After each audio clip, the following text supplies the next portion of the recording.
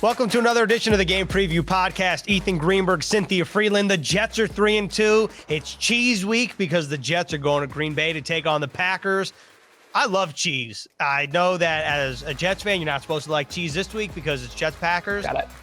I think that might be our halftime discussion. A little cheese-centric discussion. What do we think about that? I like it. I like where your head's at. Yeah, I'm liking the new set, by the way, Cynthia. This is like, we're 6 weeks in now, and it's like the fourth set? It's a little sparse right now. Listen, do not move in the beginning of the football season. That is the lesson. But I found the important things, my mini helmet's back, which makes me very happy. There's just got to get I don't know anyone over here yet. We'll figure it out. It's going to be A-okay. Yeah, the one side looks great, but then you set the bar pretty high. So I know.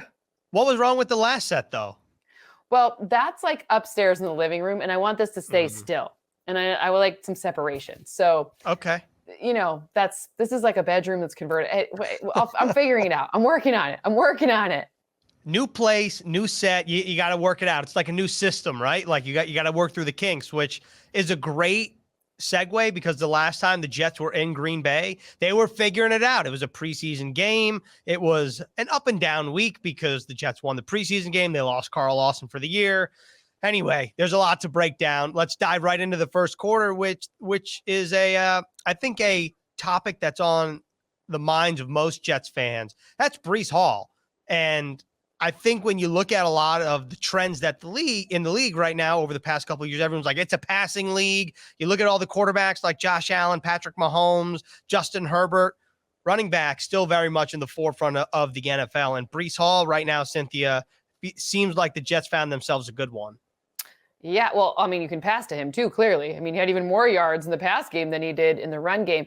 Two things really stood out about his performance against the Dolphins. The first was the outside, look at that, outside zone rushes, where he averaged 7.1 yards per attempt. It was like 64 of his total 97 yards came on those such runs. Like, that's super impressive. That is what we kind of thought from this run game. That's the way that it's sort of built. This offense seems to operate best when that's going to be able to happen. And that was super encouraging. The second thing, and this one's a little, there's one big play that makes this one kind of hilarious, but on that 79-yard reception in the first quarter, plus 30 receiving yards after the catch over expected. Plus 30. That's like more than teams sometimes get in 3 games, like as a team as a whole, right? So it's just an interesting note to say they know how to use him. They can scheme to find open space. He made the best of it. That was a really impressive run. So it's kind of the multiple versions of what is being expected. Then, of course, fantasy owners are kind of like, so on those goal line stands, like what's going on with the Michael Carter situation? But he still got his touchdown. So just maybe not 2, and maybe those other 2 fantasy managers are like, oh, come on, Michael Carter. But Jets fans. I feel like, though, on the flip side, if you're a Michael Carter owner, you're probably like, okay, not a great game, but like, thank you, Jets coaching staff, for putting Michael Carter in on the goal line. So it's kind of a double-edged sword there, right. Because sure. I know like a lot of fans who, let's say you're not a fan or a fantasy player, you're watching the Jets game and you're a Jets fan, you're like, oh, really? Like Breece Hall just took the rock 79 yards and Michael Carter's going to go one and get the credit for the touchdown. Like it was, if you're Breece Hall, one, you're thankful he got in the end zone at some point in the game, because if he didn't score at all, there would have been maybe something there. But of course, Michael Carter gets 2, Breece Hall gets 1. Cynthia, what does it say to you that Breece Hall is doing this 5 weeks into the season? That they did a great job drafting this year. I mean, their rookie situation is great. I do have a piece of trivia here for our special for our listeners, because they need to know. So 5 rushing touchdowns, that ties for second most in Jets history. Do you want to know who the other 2 opponents were and when? Yeah. Same team, different name. Both Boston. Both Boston teams. Okay. One in 68, one in 93. I don't even know if you were born then. So I certainly was born in 68, but I was born in 93. 5th. Exactly. So that's fun, though. Tied for second most. So, a 3-way tie for second most. Wow. Look at that. Trivia. And you know who definitely wasn't born then? Breece Hall. Yeah. Breece Hall was definitely did not have any chance to see either of those games because no way. But look, it shows not only there's two things it shows. One, there's been a lot of change along the O-line, a lot of uncertainty, a lot of switches, a lot of this player playing here, this player playing, but like all these different spots, right? And what it does show you is that they're figuring out the scheme and they're making those run blocks work. And that's a big deal because getting that run game going helps with everything they're trying to develop with Zach Wilson. We saw it when we get to the Zach Wilson portion of this pod, we will talk about it, but the run and the pass, they are hand in glove and they have to work together, and figuring out how to make the best use of both running backs and specifically Breece Hall. It shows you that they picked the right man. And that's really hard to do coming out of college.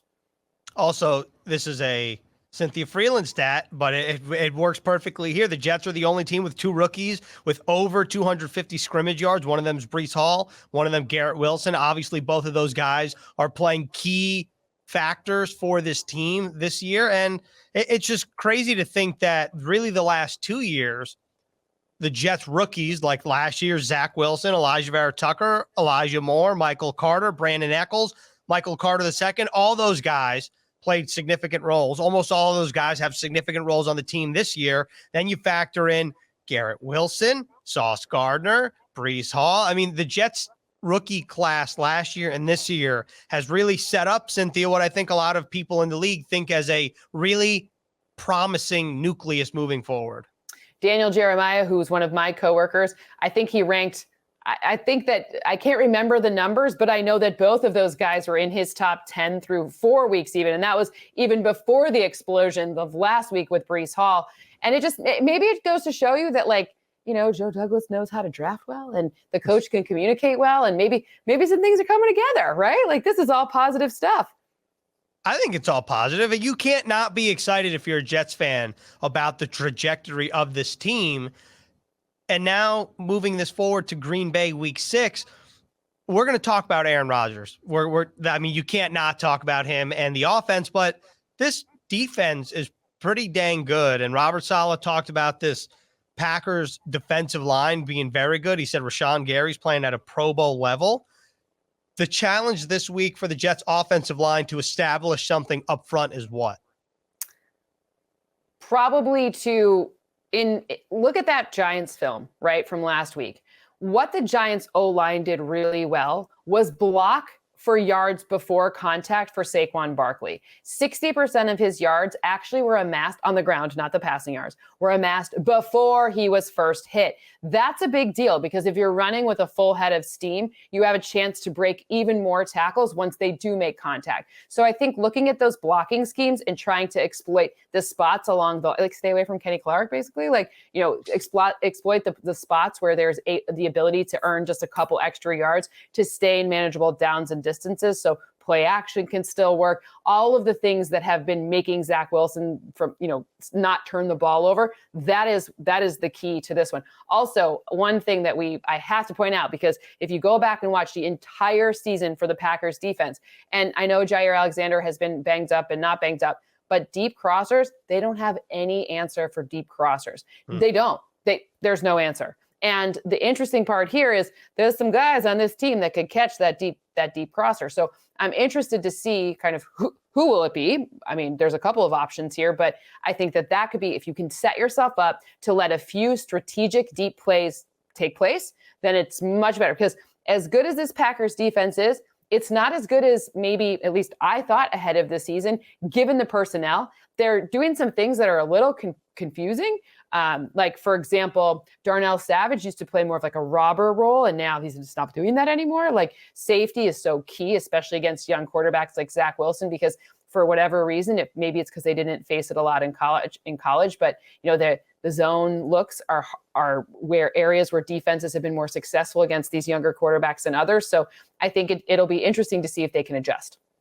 I think it's a fantastic point. And the Jets have 41 explosive plays so far this year, which ranks pretty much, it's a top, I believe it's top 10, if not top 5 in the league. And explosive plays are 16 plus yard passes, 12 plus yard runs. So that's something definitely to keep an eye on, which brings us to our second quarter. Zach Wilson, 2 games this season, 2 wins.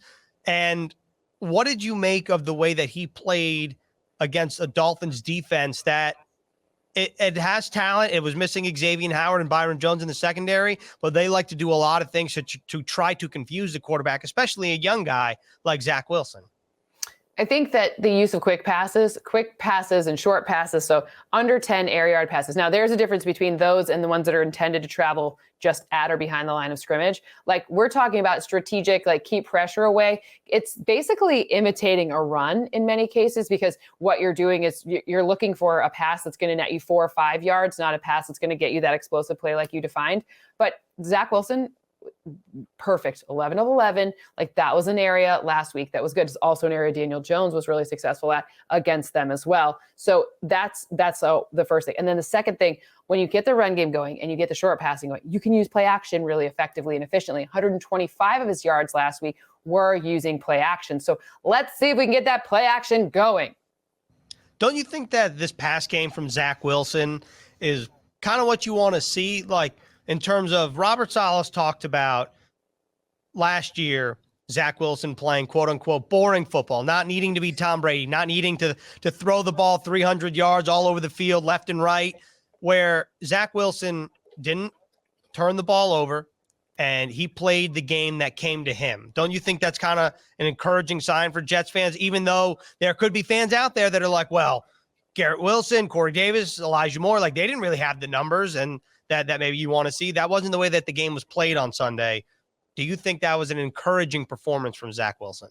Absolutely. I think the biggest thing for any young quarterback, Zach Wilson, this is anyone. This is Patrick Mahomes several years ago. This is any quarterback. If we're going to see what their best is, who they can become, there's a few things that need to happen. One, it's just like you were at, more reps and more, I'm going to use the word smart reps, meaning ones where the defense is able to be diagnosed very well. And then after the defense being diagnosed, then the play call is something that makes sense logically to the player. Why am I doing this? What am I looking at? Where is it intending to go? And then take those strategic deep shots when you have the flow going, right? So start with the things that are boring, the vanilla stuff, and then add in some sprinkles over here, some chocolate sauce over there, and make your Sunday like really, really good. But any quarterback who's asked to do way too much too early, I don't mean for Trevor Lawrence to catch a stray here, but when he's been asked to do things like throw outside the numbers deep, like, that hasn't looked as good as when you've seen him do more strategic short stuff yet. And they're of a similar class. He's played more games than Zach Wilson. I can't believe that you just dropped a chocolate sundae in the podcast. Now I really want about food for me. I want ice cream now. That is very unfortunate, because now I really do want a chocolate sundae. Quick side note, what is your favorite ice cream flavor? So hard. I love cookies and cream. And how could you also, not? Yeah, like salted caramel too. But lately I've craved coconut ice cream, which is so strange. But I found this brand that I really like of coconut ice cream. So I'm a little phasey with things. And then every once, it'll be like 3 months I like coconut, and then I'll be like, meh, over it. And then 3 months, it's strange, but always cookies and cream, always salted caramel. What about mint chocolate chip? It's a phasey one for me. What about you? I like mint chip. For me, it's like mint chip, or it's cookies and cream / cookie dough. And then I usually defer to one of those. If I'm feeling like maybe I need a little refresher, which sounds weird in ice cream form, it's mint chip. And if it really has to pass the eye test. Like, when I'm in the ice cream parlor and I'm looking at the flavors, if the ice cream color is green, I'm way in for whatever reason. It's visually appealing, and that's not just a Jets thing. And I love it. But if the chips are like itty bitty chips, I'm out. Got it. See, that's how I am with cookie dough, because I'm like a weird, I bake a lot of cookies. So I get real, if that isn't premium cookie dough, if it's not something really good, I'm out. I'm not into it. I love that though. I love being a food snob, a cookie dough snob. I'm a cookie dough snob. I should send you this recipe. I made a cookie skillet. That was kind of like a s'mores cookie skillet, and it was in a cast iron thing. It was all in. So good. So every year, I have to say, this is the one drawback of not working with me, especially around the holidays. Whatever like our main holiday show is on game day morning. Yeah. So I've been working with the same crew and staff for a long time now, and each one of them I've figured out like a cookie for each one. So we do a giant I remember cookie you table. saying this. Yep, giant cookie table, and each one gets their own cookie. A blessing and a curse working with Cynthia Frelund on game day. That's what I heard. I mean, pretty much. Right. You're going to get fat. It's cool. Well, I know, speaking for our producer, Matt Sitkoff, and myself, we love cookies. We wouldn't mind a cookie. I could probably mail you some, Yeah. We'll see. We'll make it happen. Matt Sitkoff hit me up on Microsoft Teams right now. Yes. All caps, like 55 exclamation points.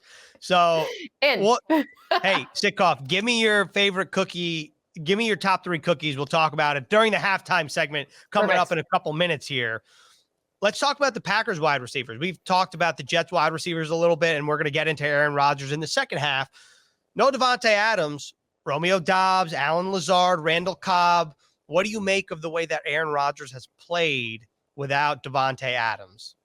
Well, I don't know about you, but when I think of Aaron Rodgers, now you have to remember the state that I am from is Michigan. And there was a game where Aaron Rodgers threw a Hail Mary and it was caught and it was pretty brutal. I mean, I'm not the only person.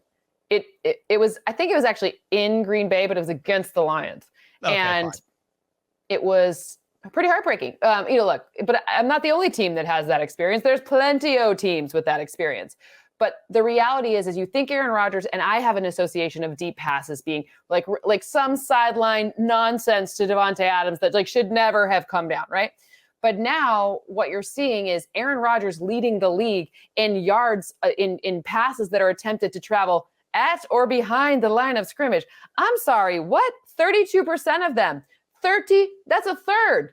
That's 1 out of every 3 passes. That's wild, especially for a guy like Aaron Rodgers. Like, so when you're thinking, it's not all on him, not to be, look, we'll talk about Aaron in a minute, but it's not coming together yet, right? Like when Mercedes Lewis, who, by the way, he was the 2006 draft class. D'Amico Ryan's the San Francisco 49ers defensive coordinator. They were the same draft class. Like D'Amico Ryan's about to be a head coach, like has a whole other new career. And Mercedes Lewis still catching touchdown passes from Aaron Rodgers. Wild stuff, wild. So look, the reality is they haven't gelled yet. It feels as though Allen Lazard is kind of the straw that stirs the drink, even though he doesn't have the most yards, but he does have the most touchdowns, 3 in his 3 appearances. But it's really about Aaron and those 2 running backs, at least for now.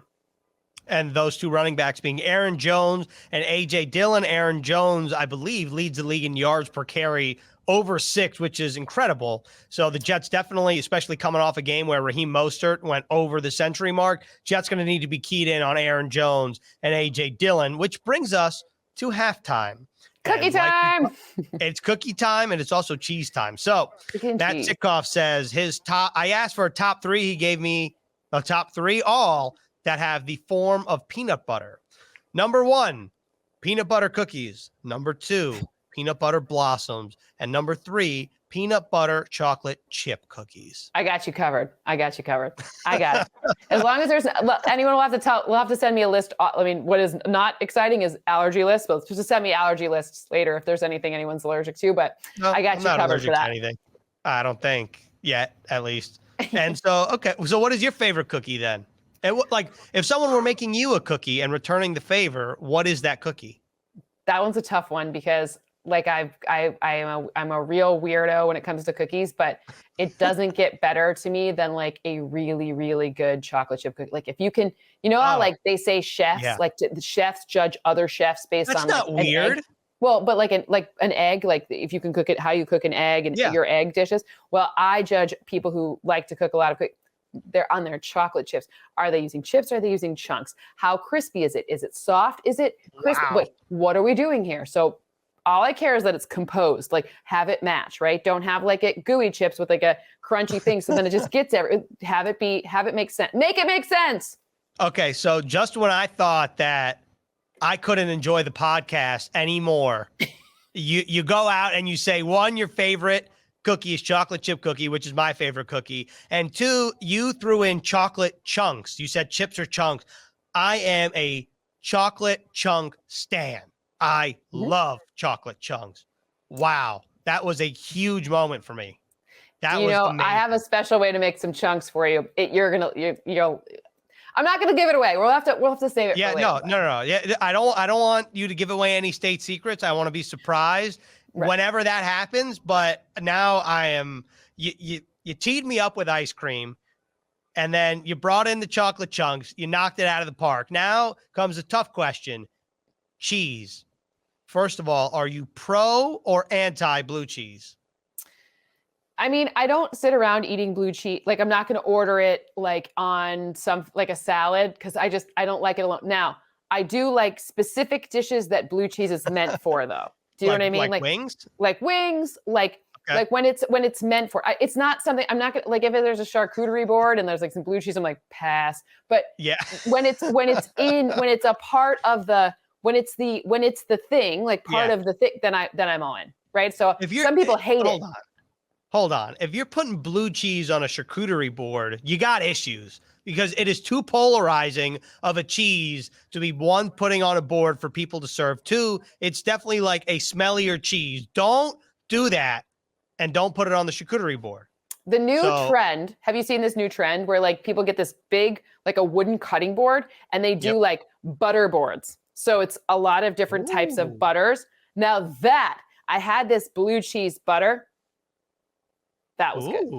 I've never seen that trend, but I could get behind it. It's wild. It's like that. It doesn't travel well. Like you have to do it in your house and like put it out. Like you can't bring it over to your friend's house. Like you are doing that you cannot, right? But it is wild. Like all these different types of butters and like different things to dip them.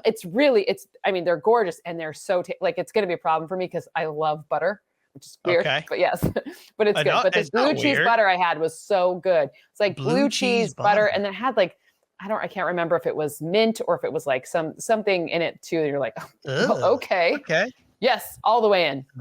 All right. Well, I was not expecting that. I was in a much better mood talking about chocolate chip cookies and ice cream. Do you do blue cheese?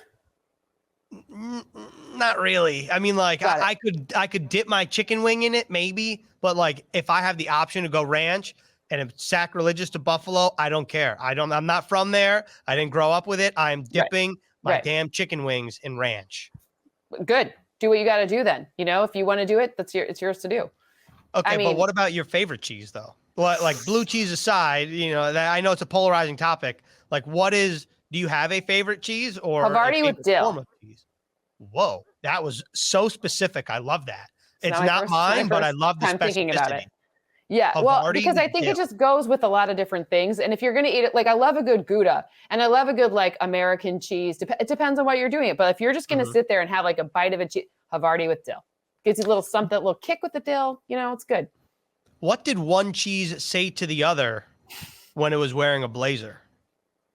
Tell me. You look sharp. But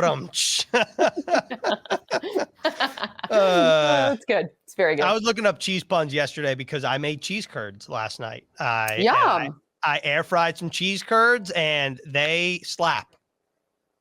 So I was looking up cheese puns. That's very good. They're basically like little mozzarella sticks. How do you not love them?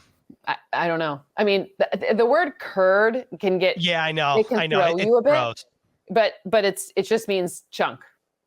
Like a chocolate chunk, you're right. We get it all back to cookies. It's all coming together. That's right. That was fantastic. That's a great way to end halftime. To answer the question I asked you, my favorite cheese is probably some form of like Parmesan cheese, like Parmigiano Reggiano. Parmigiano Reggiano. That's exactly right. Because you could grate it, you could shred it, you could just charcuterie board it. There's so many things to do with it. I love it. It's great. Anyway, perfect. I'm hungry.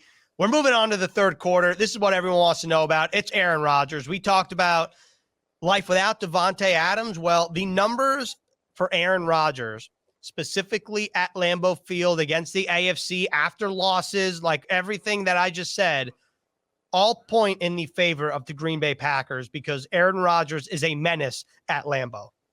I mean, 9-0 coming off of losses back at Lambeau. We get it. And actually, it's funny because Matt LaFleur is 10-0. There was one Jordan Love game in there, which is, I don't know why I think that's funny, but I kind of do. Look, those aren't wildly predictive, mostly because who are the opponents, what kind of team, what was the loss before. So it's just that one's a little bit more fun than anything else. The thing that's a little concerning here, if I'm like a Packers fan looking at this, is Aaron Rodgers has been sacked the second most often on third down. That's an obvious passing down. So it's really going to come down to whether or not this run game and pass game can work together, because you can never count Aaron Rodgers out. Like Aaron Rodgers is, I don't mean to say he's not the problem, but Aaron Rodgers isn't the problem, right? He's not sitting there making bad decisions, but it's a tough one because the wide receivers aren't yet quite running the routes the way that Aaron wants him to. And I say that, not that Aaron's told me or anything, but you can see the frustration and the coaching that goes on the sideline, which leads me to believe that that's my Blues Clues for that one. But, it's basically not the type of offense where it's not as imposing as it was last season or the season before. I think the third down stat is so interesting. To your point, it's an obvious passing down. And this Packers offensive line has a couple Pro Bowlers on it. David Bakhtiari working his way back, didn't take a lot of snaps in London. Matt LaFleur said that was mostly because of the playing surface was turf as opposed to where Lambeau Field is, that is grass. Elton Jenkins, right tackle, very good tackle. He's a Pro Bowler. The Jets defensive line, though, is heating up. Specifically last week, Carl Lawson, 7 quarterback hits. That is the most out of any Jet in history in a single game. He, of course, had that strip sack that kind of changed their trajectory in the fourth quarter for the Jets. How do the Jets need to take advantage of the stat that you just said, that Rodgers has been sacked 7 times on third down? So first off, let's give Carl Lawson his just desserts, because I looked it up all of this. So we must put it into good use. Number one is, as of right now, he has a 19.4% pressure rate, ranking second best in the NFL. Second. Number two, when I look at what Carl Lawson's doing on an individual rate this last game, that was a 25.9, so a 26% pressure rate on those 7. But overall, as a unit, here's where it's interesting.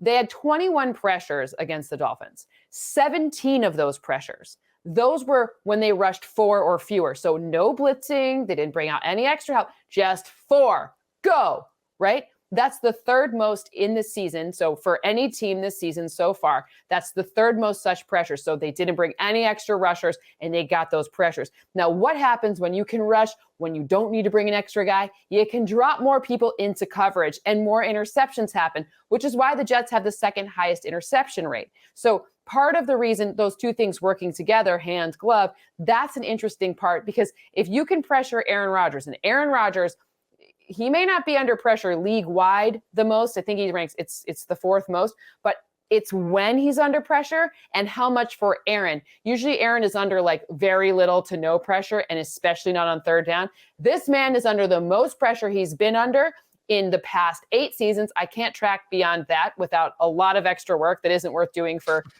not yet at least. 8 seasons, most pressure through 5 games, in his face, hard pressure. Hard hits too, not even just like, there's this guy with this like a hand in your face, right? So that is really interesting. So if they can get pressure without bringing the extra man, yeek, that's tough. Well, I think it's a great point, because I think a lot of people are at the point in the league where, like, in terms of time elapsed, games elapsed, where it's like, are these the teams who they actually are, or are they not who they are yet? Like, you know what I mean? I feel like, to use an example of the Jets' opponent next week, the Denver Broncos, a lot of people had high expectations for Denver. Right now, Denver's not looking like the team many people thought they were going to be. But I think a lot of people are like, well, are they really what they're putting on the field right now, or are they something else? And for the Packers, I feel like right now the narrative is they're not the Packers of the last 2 years right now, but are they not, or are they? Like, in your opinion, do you think teams have filled, or do you think teams have showed their identity yet, or we're still a couple weeks away? So this season, more than any other season that I've tracked, so like 12, 13 seasons, we've had, number one, more major players move teams, which of course the Packers, that big guy, Davante Adams, he's no longer there. I don't know if you've heard that maybe for the past 30 weeks or however long it's been going on for. But That's a big deal. So we've had, but just league wide, right? Tyreek Hill's gone, a bunch of quarterbacks move. You talk about Denver, Russell Wilson's now there. So the most big name, big high volume players to move in an offseason in at least 12 seasons. Number two, we've had a ton of injuries to high percentage snap players, like starters, let's just put it like that. But people who play a lot of snaps. So I don't know if we can accurately say a lot of these teams are or aren't who we think they are, because they haven't been playing together with their presumable starters. But then again, you could make the argument, well, if they're not going to keep, when are they going to start, right? Like, so when is it going to become that, we're seeing the people who they want to be, who they are paying to play? So, I mean, I would argue that the biggest thing for the Packers that I don't know is, what is the identity of this defense? Like, we knew, no one going into the season, people were like, Aaron Rodgers is going to pass for 6,000 yards and throw 50 touchdowns. Nobody thought that, right? So, but the difference is people were like, myself included, this is going to be one of the best defenses in the league, blah, blah, blah. They haven't really played like that. Not even like a little bit, really. But they do have the personnel to flip it around, which is why I think a lot of people are in this flux where it's, okay, well, which team are the Green Bay Packers? Which team are, all 32 teams? You could make that argument for. That was the third quarter, which means we got one quarter left. It's the fourth quarter. It's ironically the best quarter that the Jets have played over the last 2 weeks. 21 unanswered, Yeah, casual.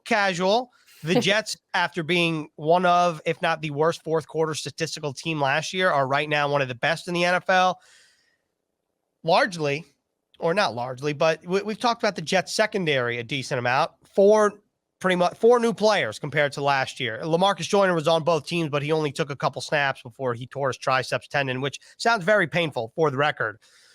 This is how we're going to wrap up the fourth quarter. The Jets secondary obviously had a tall task last week with Tyreek and Jalen Waddle. They rose to the occasion, even though it was Skylar Thompson playing quarterback for most of the time. This is a different test in Aaron Rodgers.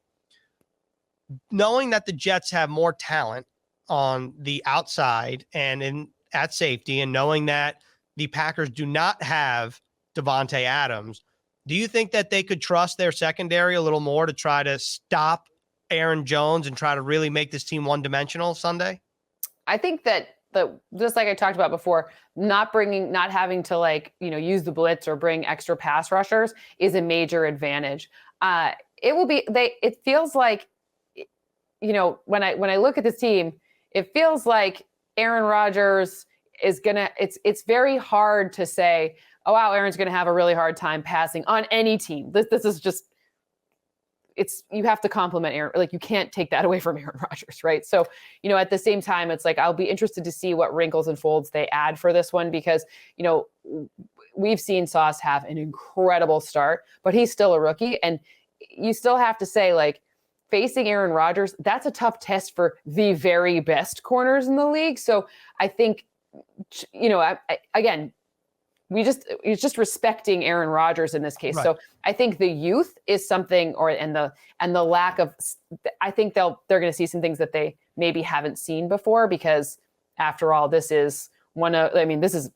Aaron Rodgers is one of the very best of all time. So, it's less about like that, a knock on anyone as it is like, well, I feel leery of it kind of no matter what, because this is Aaron Rodgers. He is such a student of the game. Like, I watched this is a competitor. Like, I worked the match for, the golf thing, and, Aaron Rodgers, this was for nothing, right? Like, it was for fun. Like, they could win, whatever. Aaron Rodgers, it was 12 holes, right? He walked the course and played each hole 3 times. And I think he played 2 balls on each hole. So 6 times for 12 holes, just in preparation for something that like Charles Barkley and JJ Watt were like making fun of the whole time. Like, that is who this human is. So it's not a, and coming off of whatever happened with the Giants, especially, that was the Packers' first time in London. This is not something that like I can see Aaron Rodgers being like, you know what, I'm just going to have a medium week of practice and I'm not going to be mad at all, right? Like, it's just going to be a tough test, I would think, for it. It's not unmanageable, but just, right. You have to give credit where credit's due. Do you buy into, speaking of London, the whole travel part of this in terms of football, where people are like, oh, well, the Packers are some teams like the Jets last year, they had their bye after playing in London. Packers don't have their bye. There's a pretty big time change there. They're coming back. They're playing at home, which is obviously beneficial for them compared to playing on the road after the London game. You buy into any of that stuff at all? Or you just think like on game day, everyone's all hopped up on adrenaline anyway, that it doesn't even matter at that point? I think you're only as good as like the sum of your parts, right? So like I don't necessarily, like, I know there's some teams that have like a hard time playing in different time zones. I think part of that is likely due to how they manage their schedules. I just don't think that this is one of those teams. Like, you know about, like, some coaches are far more strict. Some, like Belichick pops into your head, right? Like, and some coaches are far less strict. And I would imagine that the people who create the most predictable schedules probably have the best results. Like, I've looked deeply into this data, and there's not a lot that suggests much. Now, individual teams did have some tendencies with coaches, and if they stayed, like you used to see, like, teams will stay on the West Coast for a week, like the Falcons did that between playing down here and then up in Seattle. So stuff like that is helpful, but I think in part it's not largely predictive. And, I think actually it's probably best to have a bye later in the season. These early byes can be very difficult because it is a long season, especially with an extra week of the season. And if you're a potential playoff team, which the Packers are, their division is what it is. And that means that but they're probably not going to get the one and only bye. So a little later is probably better. So they're probably thinking about it like that, as opposed to thinking about it like, we're going to be tired from London. That's a great peek behind the curtain. And just one more question in the fourth quarter. This is like the 2-minute warning. So with the Giants and Wink Martindale, the defensive coordinator, he obviously likes to confuse quarterbacks or try to send different blitzes, sometimes send the kitchen sink. The Jets really believe in getting after the quarterback with 4. And you've illustrated how well the Jets have done that, especially last week.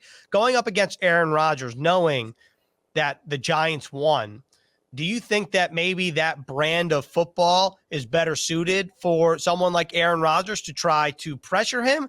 Or do you think that maybe what the Jets do is better to play Aaron Rodgers, where maybe you give him more time, but also you're dropping more defenders? I think, and this is going to be such an unsatisfying answer, but I think you need to make sure and put the, what is that? I hate these football adages. The best way to beat Aaron Rodgers is to keep him on the sideline.